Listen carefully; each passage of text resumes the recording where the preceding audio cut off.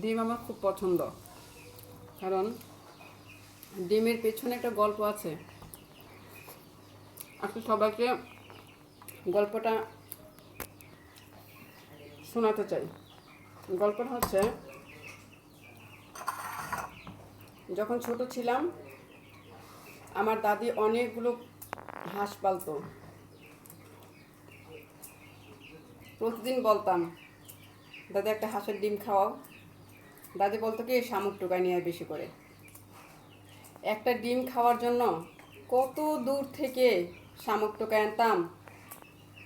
কোথায় আলিশচর, কোথায় কেওটগাঁও, কোথায় সুসুন্ডা, বিভিন্ন জায়গা থেকে অনেক শামুক টোকায় আনতাম অনেক কষ্ট করে।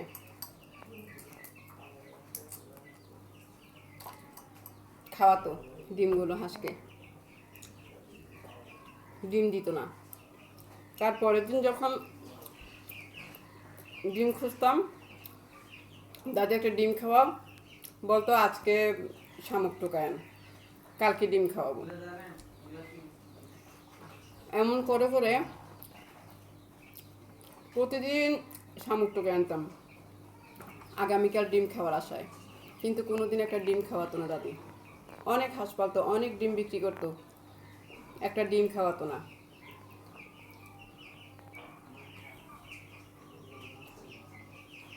তারপর যখন বড় হলাম, দাদি তো বৃদ্ধ হয়ে গেল, তখন তো আমি ডিম খাওয়া শুরু করলাম।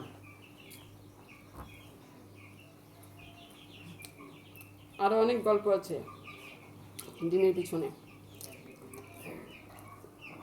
আমি যেখানে যাই ডিম খাই। কোথাও বেড়াতে গেলে যদি রাস্তায় দেখি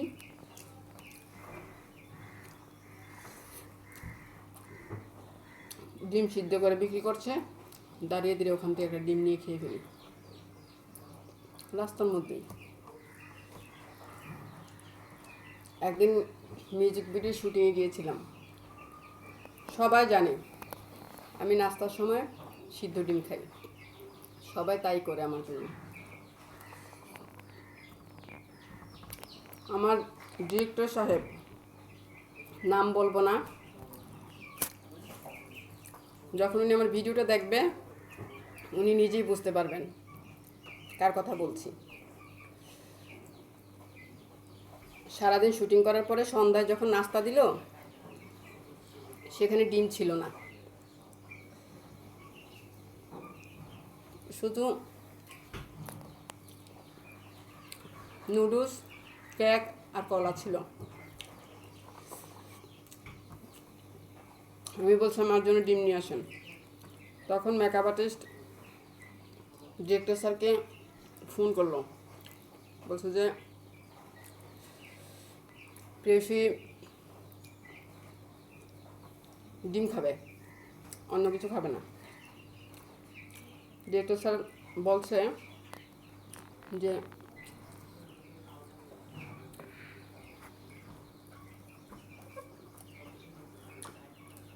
এত কিছু থেকে কি ডিম দরকার হয়?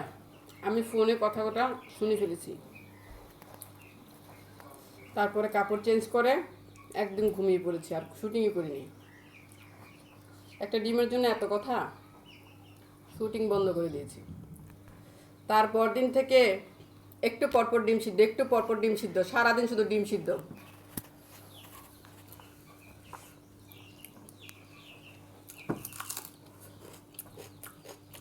আমি সবসময় সিদ্ধ ডিম খাই, আমার খুব পছন্দ।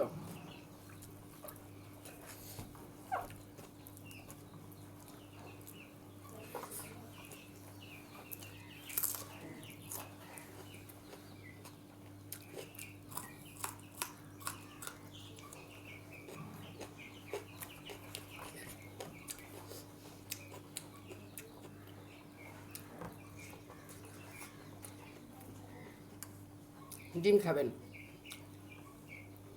যখন শরীর দুর্বল হবে ডিম খাবেন, প্রেশার লো হবে ডিম খাবেন। ডিমে প্রচুর শক্তি।